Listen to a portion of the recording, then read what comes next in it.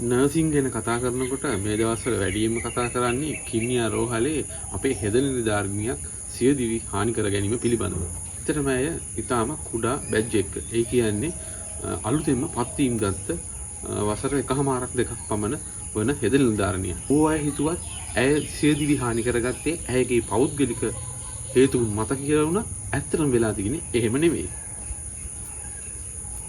එහෙනම් මොකද්ද? ඇත්තටම වෙලා තියෙන්නේ අපේ බහුතර හෙද නිලධාරිනියන්ට විශේෂයෙන් හෙද නිලධාරිනියන්ට වෙන මේ රෝහලවල තුලින් සිදුවන අසාධාරණකම් සහ අකටයුතුකම්. අප කියන දේ හරියටම නොවුණා 70%ක් විතර ඒක තමයි යථාර්ථය. මොකද්ද මේ යථාර්ථය? අපි බොහෝ දෙනෙක් දන්නවා අපේ රෝහල්වල හෙද නිලධාරිනියන් පාලනය කරන්නේ එක්ක මේට්‍රන්ලා එක්ක සිස්ටර් කෙනෙක් විසින්. පොඩි රෝහලක් නම් සමහර සිස්ටර් කෙනෙක් විසින් නැත්නම් මේට්‍රන් කෙනෙක් විසින්. ඒ අතරත් හෙද නිලධාරියන් වැඩ කරන වාට්ටුව තුළ තවත් ඉන්චාර්ජ් කෙනෙක් හෝ සිස්ටර් ඉන්චාර්ජ් කෙනෙක් අනිවාර්යෙන් සිටිනවා. ඉතින් හෙද නිලධාරිනියන්ගේ අපි කියමු නර්ස්ලාගේ මේ ඩියුටි සෑදීම කරන්නේ මෙම වාට්ටුවේ ඉන්න ඉන්චාර්ජ් විසින්. ඒක අප්‍රූව් කරන්නේ එම රෝහලේ ඉන්න මේට්‍රන් විසින්. සමහර විට ඒ මේට්‍රන් හෝ ඒ රෝහලේ ප්‍රධාන මේට්‍රන් හෝ ප්‍රධාන සිස්ටර් විසින් තමයි ඔවුන්ට ලැබෙන නිවාඩු ඩියුටි මොනවද කියලා තීරණය කරන්නේ. අපි ඇත්තටම දන්නවා මේ මහ පොළොවේ යථාර්ථය මේ රෝහල් වල යථාර්ථය නම් රෝහල් වල ඉන්න හෙද නිලධාරීන්ගේ නිවාඩු සහ ඩියුටි තීරණය කරන්නේ සම්පූර්ණයෙන්ම Tamanට ඕන විදිහට මේ මේට්‍රන්ලගේ සහ සිස්ටර්ස්ලගේ. සමහර විට ඒ ආයතන සංග්‍රහයේ තියෙන දේවල් පවා උල්ලංඝනය කරමින් ඒවට අවස්ථාවක් නොදී තමයි මේ ඩියුටි සහ නිවාඩු ලබා දීම සිදු කරන්නේ. ඇත්තටම කිව්වොත් නිවාඩු ලබා දීමක් නෙමෙයි නිවාඩු ලබා නොදීම. මම දැක්ක Facebook එකේ දාලා තිනවා මේ හෙද නිලධාරිනියගේ මරණය සම්බන්ධ කමෙන්ට් එකක් අපේම හෙද නිලධාරිනියක් විසින් මේ පුනරුදය නිසා වෙච්ච දෙයක් කියලා. මේ වගේ මෝඩ නර්ස්ලා හින්දා තමයි තාමත් මේ නර්සින් වලපල්ලට යන්නේ. මොකද කියනවනම් කිසිම දේශපාලන සම්බන්ධයක් නැහැ කියලා ඔබ මමත් සියලු දෙනාම නර්ස්ලා විදියට මේක දන්නවා. ඔවුන් එතනත් බලන්නේ ඇරියස් එකක් කවර් කරගන්න. අපි දන්නා බොහෝ හෙද නිලධාරීන් සුවල්පයක් ඒ කියන්නේ පොඩි ප්‍රමාණයක් මේ නර්සින් යුනියන් වල හෙද දින තියෙනවා නම් ඒ තුනටම යනවා. ඔවුන් ඒ වගේ වරප්‍රසාද ලබා ගන්නවා.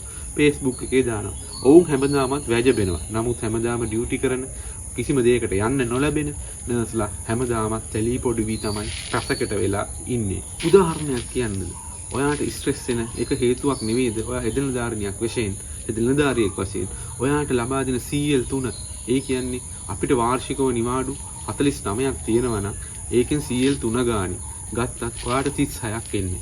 ඒ 36වත් නොදෙන අවස්ථා රෝහල් වල නැද්ද? සමහර රෝහල් වල තියෙනවා ඩේ ඔෆ් සති 5ක් එනකන්. ඒ කියන්නේ ඉරිදා දවස් 5ක් තියෙනවා නම් ඒ සතියේ CL 2යිලු ගන්න පුළුවන්. ඒක ආයතන සංග්‍රහයේ කොහෙද තියෙන්නේ?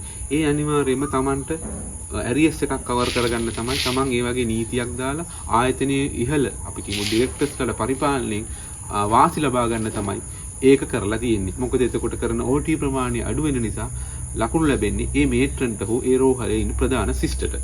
මේක නෙමෙයි ඇත්ත. මේ ගැන දැන් පරීක්ෂණයක් කරන්න යනවා. නමුත් පරීක්ෂණයේදී ඇත්තටම සොයා බලන්න වෙන්නේ අද අය ඒ වෙනුවෙන් උත්තර දෙන්න ඇය ජීවතුන් අතර නැහැ. මොකද ඇගේ මිතුරියක් හෝ ඇයගේම සහෝදර හෙද නිලධාරියක් විතරයි මේ හේතුව දන්නේ. රෝහලේ බලධාරීන් විදිහට නැත්තම් ඒ රෝහලේ අනිත් පාර්ශවයන් පිළිබඳව හෝ ඇගේ දෙමව්පියන් ඇගේ ස්වාමියා මේ අය හරියටම ඇගේ ස්ට්‍රෙස් එක මොකක්ද කියලා ඇගේ මානසික පීඩනය මොකක්ද කියලා දන්නේ නැහැ. ඒක තමයි ඇත්ත. ඉතින් අපේ හෙද නිලධාරීන් බොහෝ පිරිසක් මේ ස්ට්‍රෙස් එක මේ මානසික පීඩනය විඳදරාගෙන තමයි ඉන්නේ. ඔබ ඉවසන්න. ඔබට දවසක් එනවා. ඒ වෙනකන් ඉවසන්න. මොකද ඔබ මතක තියාගන්න ඔබේ රෝහලේ කරන කට්ට ඔබ විතරක් නෙමෙයි තවත් හෙද නිලධාරීන් සහෝදර හෙද නිලධාරීනියන් කනවා. ඉතින් ඔයා ඉවසන්න ඒක ගැන හිතලා ඔයාටත් අනාගතේ හොඳ දවසක් අනිවාර්යෙන් එනවා. හැබැයි බොරු සමාජගත කරලා මේ හෙද නිලධාරීන්ගේ ප්‍රශ්න වෙන දේශපාලනීකරණය කරලා ඒක අර මියගිය හෙද නිලධාරීන්ට කරන අසාධාරණයක්. ඒ හින්දා ඔබ ඔබේ ආත්ම විශ්වාසය ඔබ දියුණු කරගන්න. මොකද වෙන කවුරුවත් ඔබ වෙනුවෙන් කතා කරන්නේ නැහැ. යුනියන්වත් අනිත් Facebook වල ඉන්න අනිත් අයවත් හෝ රජයවත්.